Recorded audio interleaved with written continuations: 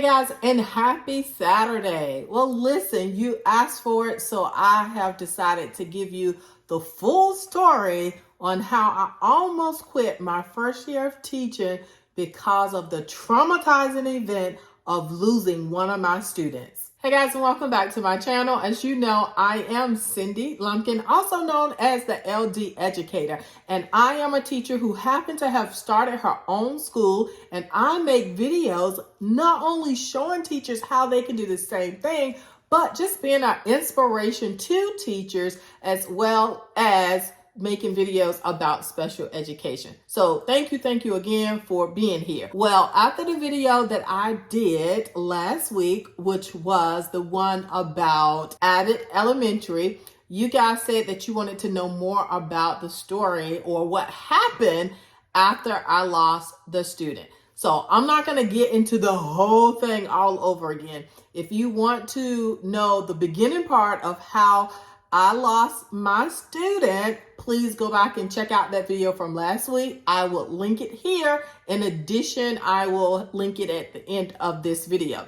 So in this video, I am going to tell you what happened after I lost my student. Listen, I have not really talked about this a lot at all. So I hope I can get through this, and I hope I have really healed from this. But before I go into that, I did want to share with you guys about my Friday. It was so awesome. I had the opportunity to go to my daughter's school for Muffins and Moms. Matter of fact, she's in pre-K, or K4 as they call it. And then I also have a 1-year-old at the same school.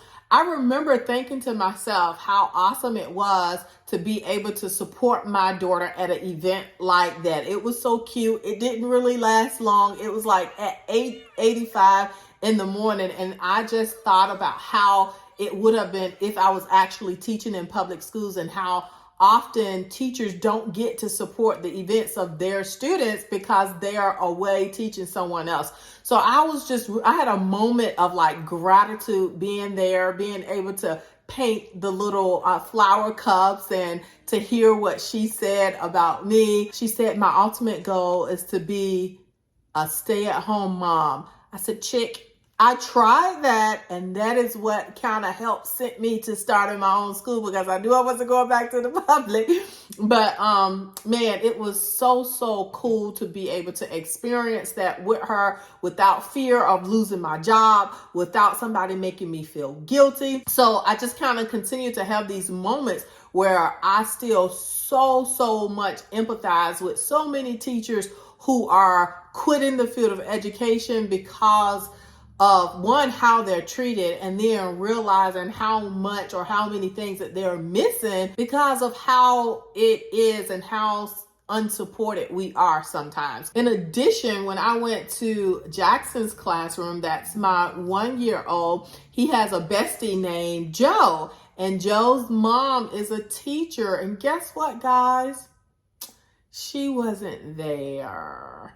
And once again, it just hit me, the sacrifice that teachers make. And I'm like, I'm getting a little teary-eyed because Joe, I mean, obviously he knows me because I interact with him, but it's not like me and his moms are besties or whatever. Matter of fact, I probably have met her like maybe 2 or 3 times. When I said hey to Joe this time, Joe was like a little sad. In the back of my mind, I'm like, Joe can't possibly know that we're having like muffins and mothers, right? Or moms and muffins. But he was a little sad, and he actually came over and gave me a hug. And I know we're probably not supposed to touch other people's kids, but I had to give him like an extra little lovey because I felt like he was sad because his mama wasn't there. Now, really, do I know? I don't know, but I felt like it. So anyway, that was just another incident of how hard sometimes it can be being a teacher, and how grateful I am that I had my children, or I started having children a little bit later in life and after I was no longer in the public education system. So anyway, let's go ahead on and jump into this story. Like I said, I'm not going to completely go through the whole thing again. If you want to get everything leading up to this point, please watch the video from last week. But I was a brand new teacher in this school, and we were out on a field trip. Basically, it was like a community-based type of field trip where we taught the kids how to ride the buses, the public transportation, and we would go to the mall. We did some Special Olympic stuff, but we had the school transportation when we did the Special Olympic stuff. But anyway, on one of our adventures out, one of my students, who was a nonverbal student on the spectrum, she actually got lost, or she got on the wrong bus. I did not know that she had gotten on the bus, and when I realized that she was long gone, we didn't know where she was, okay? Her mom happened to work for the sheriff department, and so when we eventually got in touch with mom came out, and she had all the sheriffs and police with her, and they just started a citywide hunt for this student. And thank you, Jesus, after probably about 5 or 6 hours, she was found, right? Go into much more detail last week, so check it out. So I told you it ended well for her, but it just started for me. Like, I was an emotional wreck. And as you could imagine, it was traumatizing for me. I had just been working with the district for about 3 weeks. I was put into a class where all of these trips were set up. So it wasn't that I thought, I'm going to take these kids around this big city by myself. No, they had already had everything set up. And so when I was given the job and put in the position, it was just basically pick up with what they were doing. What happened was I did not go to work that next day. Obviously, I was an emotional wreck, right? And I believe that next day was a Friday. Cool, I had all weekend. I get a call on Sunday night telling me not to report back to my school, that I had been reassigned to another school in the district.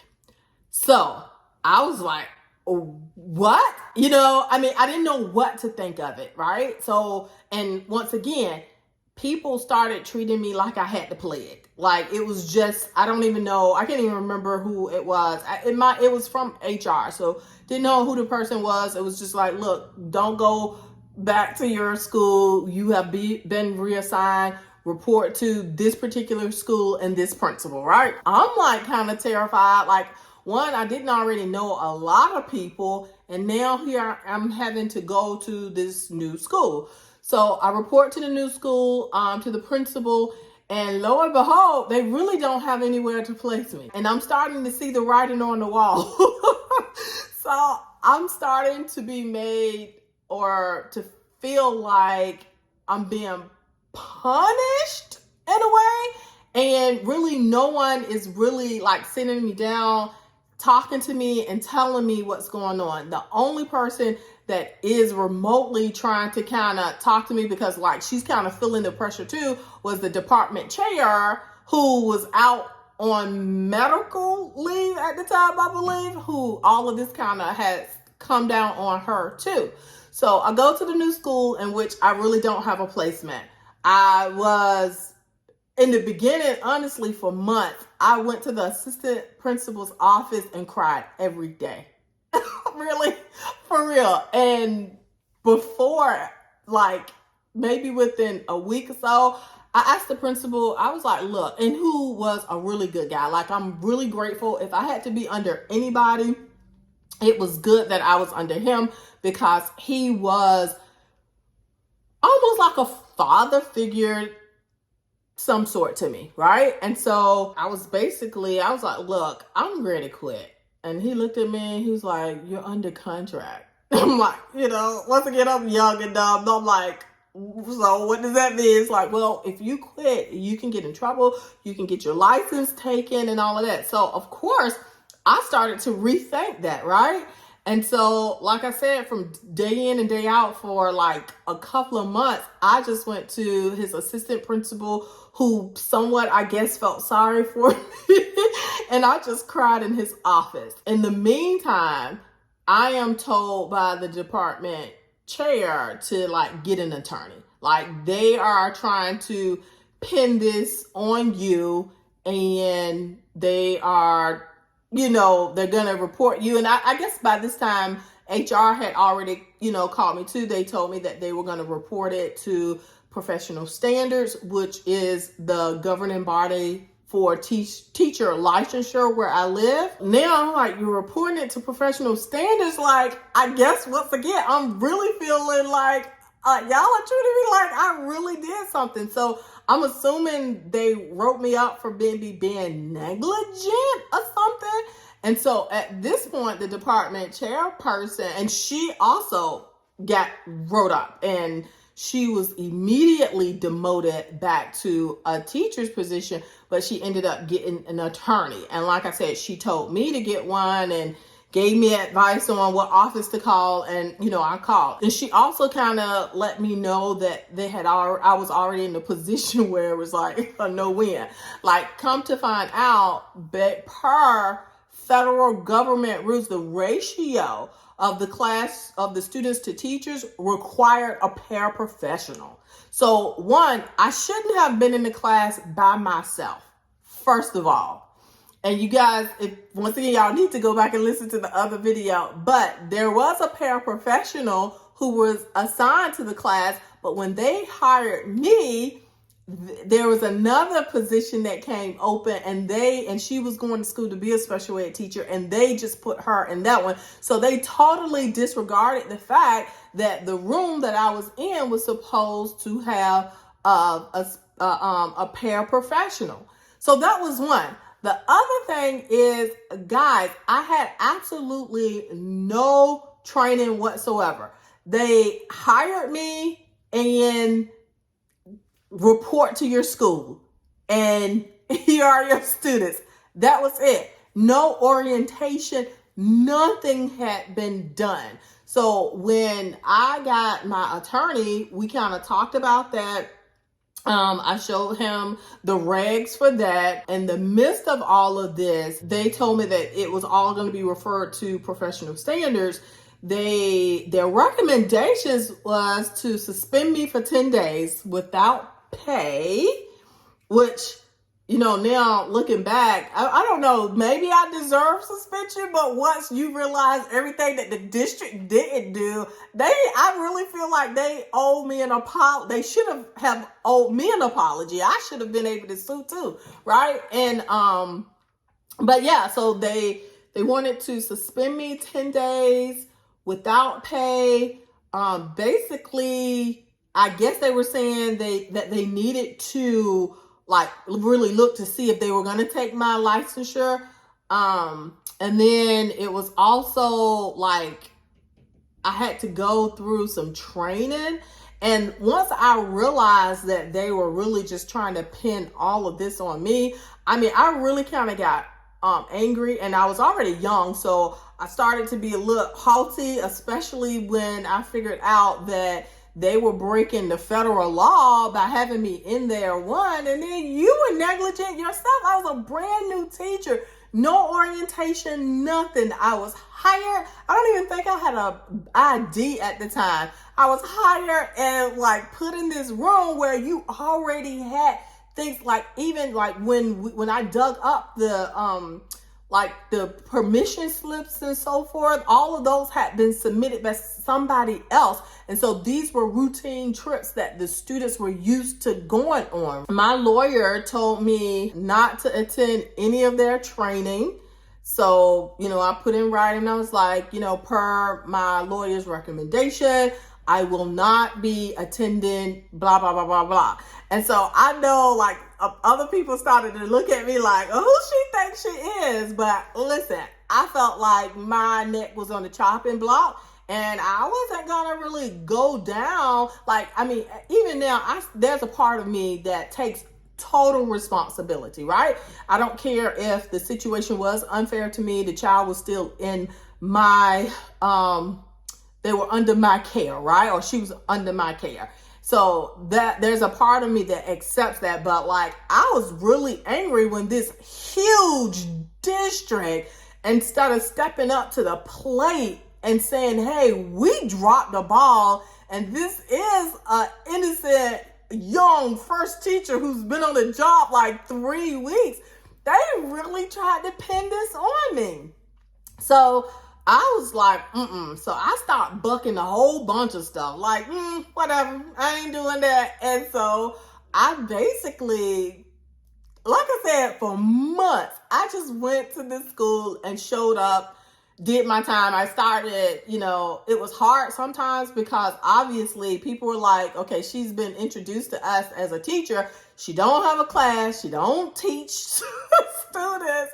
Like every time we see her, she's either in this principal's office or walking around. And so it got out fairly quickly that I was the teacher that lost the kid. And it was so humbling to like show up because people was talking about me. I would hear people say stuff like, couldn't have been one of mine. I keep a close eye on mine. And so, I really took all of that to heart, to be real honest with you. I felt like some people went out of their way to be mean or to be difficult. It was just such a freaking hard season of my career. And like I said, I think I went through some depression to the point because I stopped eating for a while. And I lost weight, and I wasn't the biggest thing in the first place. As time goes on, I start to really find a home among some of the teachers, being a special education teacher is small. So some of the older teachers started to take me under their wing. And eventually I was made the SST chair. Like that is once again a position that should have been more seniority, but they didn't have anybody else to do it. So they gave it to me. I took it and I ran with it. And I, once again, impressed the principal, with it. And so, but yeah, for almost a whole school year, like I was without a classroom, just getting my full paycheck, just trying to figure out things to do to feel like a valued teacher. Obviously, I never saw the student again, but I did hear that the mom, as she was doing a litigating or whatever it is that she was doing, and had every right to, and I hope she got millions of dollars. I did hear through the grapevine that she was very much concerned about like what was happening with me. One of the things that she asked was that I guess nothing happens to me. I do believe that she sued and she won, in which kudos to her. And guess what, guys? The crazy thing is, when I had my first child and eventually quit, I saw the student at like a playground. Like I went to the park with my daughter just to get out of the house, and I saw her, and she was with like a group of other people who had disabilities. And so I don't know if she was in residential care, but she probably was. But it was just like, that's such and such, Anyway, so to go head on with the story, anytime the system tried to engage with me or say, you got to do this or got to do that, my lawyer was like, nope, don't do it.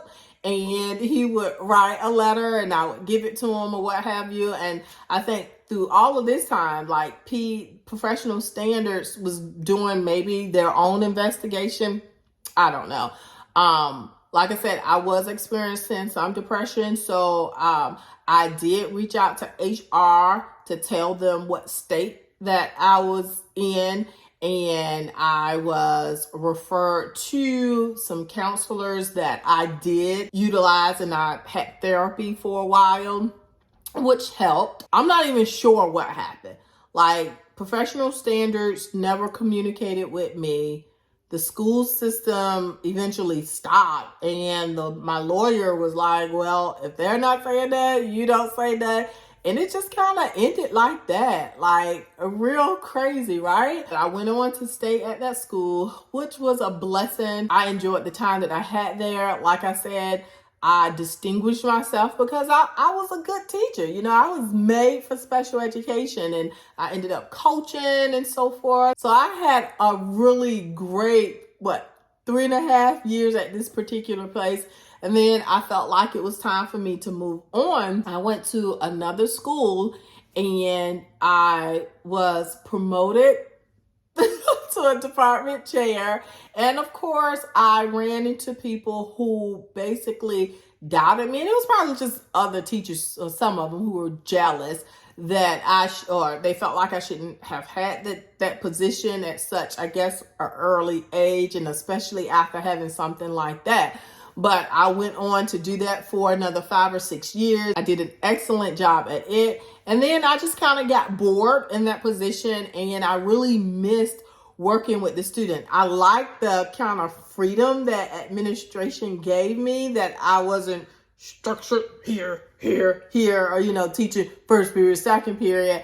But I also, like, working with adults was a headache at this point, and I really missed the students. I had went back and got like my certification in transition planning, and so there was a position that came available, and then I applied for it. I wooed the principal at this particular school. He was like, "Yes, I want you."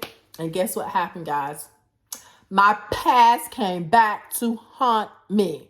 I'm still bitter about this part, though, that HR blocked me from getting this position because of everything else that happened. And then I want to say it was probably a mistake that they allowed me to become that department chair as well so soon. And the reason why I know they blocked me, because there were other people who absolutely knew who I was also applying for that position. And they complained about me having that position because they said, this is a position directly where you're taking kids out of school, you're banning the freaking community. How can, you trust someone who already lost a kid or whatever? And you guys know, all of this came back to me, through various people, and where I'm almost positive it is true. But they certainly blocked me, and they would not allow me to take that position. And at that time, as you would imagine, I was extremely hurt. I was extremely hurt because despite this event happening, I was always such an asset to my school, not just as a teacher, but as a mentor, as a coach, head coach, as an assistant coach, as somebody who just would help out. I had great relationships with the teachers. I was an excellent administrator because I knew special education. I knew the law. Like, the records was a horrible hot mess. Matter of fact, the school that I became the department chair at, when I got there, they had one COTOC class out of a school with 1,000 kids and with a little over 100 special ed students. They had one algebra class that was COTOC. And under my leadership, I was able to really have all of the students in their least restrictive environment, which meant we had tons of COTOC classes in all 4 content areas and so forth. So I just realized then that it was kind of time for me to go. And so I ended up quitting, and I just so happened also to have had a miscarriage at like maybe year 2 of being an administrator, and maybe 2 years later, 2.5, because I was in the administration for 5 to 6 years. Anyway, I decided it was time to go. And so I felt like I really learned a lot. I still look back on that incident and just feel awful. I empathize with the student. I don't know what emotional state she was in. Thank God she was fine. But I also empathize for myself. Like, that was a really tough experience for a young 21, 22-year-old to experience and really to go through by myself, because I was in a city where I didn't even have family. I had a really good girlfriend, and then, a couple of girlfriends, but still, like, I don't think they really understood the magnitude or the impact of that situation on me, in the beginning. But all is well. I think I will forever remain just a teacher advocate because I know how brutal the public school system can be. I experienced it firsthand and would not want to relive any of that. So, well, that is my teacher story, guys. I hope you guys enjoyed. If you have any questions, let me know. Do you think I was treated unfairly? Should I have done more to answer losing that student? I don't know. Whatever your feedback is, I want to hear it. Once again, thank you so much for supporting my channel, and I will see you next week. Bye.